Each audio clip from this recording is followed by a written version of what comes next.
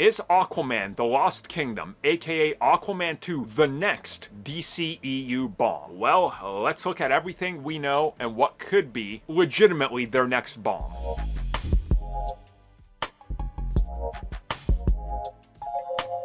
Okay, so we're not talking about Blue Beetle in this as the next DCEU bomb because that's a DCU film. So we'll see, right? Again, we gotta watch the film. They could be throwing a curveball at us. Either way, though, Aquaman 2, it's coming at us this year. There's already analysts that are saying it's never gonna be as big as the first one, which they realistically could be right. We don't know. Hollywood this year has been all over the place, actually the last couple years. But there are a couple of things that people are looking at as a literal, here's the problem, here's why it's not gonna make money. One, the Jason Momoa factor. Jason is a star, yes, but he's not as big as he was years ago.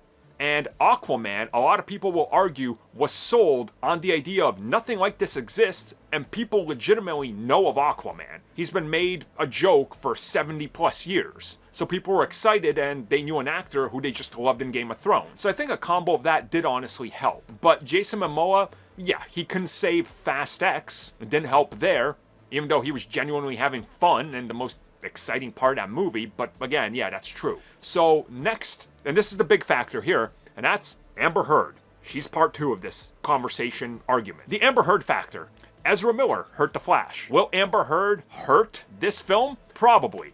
Look, you guys all know, I've been talking about how much I love Aquaman as a character since this channel began. And I've told you guys stories of like the late 90s where I was a huge Aquaman fan and everybody made fun of me. I absolutely love Mara. She's my favorite DC Comics character, one of my favorite comic book characters of all time. The Amber Heard factor hurts it a lot because Amber Heard. At the same time, think about the bigger picture here. We know that Amber's part in the film was supposed to be major, like 50% split with her and Jason Momoa's Aquaman, and she was a huge part of a subplot that ran concurrently. They allegedly cut all that out, reshot some elements without her, and now the film is completely frantic and not good, according to screenings. Again, we still don't know because we haven't seen it, but I do think both of these factors could legit hurt. And also the third one, and this is, the third thing that could really hurt it. And that's people saying that so much bad has happened with DC, people might not want to support this film because they don't know if it's good enough. Which could be the case. Maybe the reviews are going to tank it and people just go, you know what?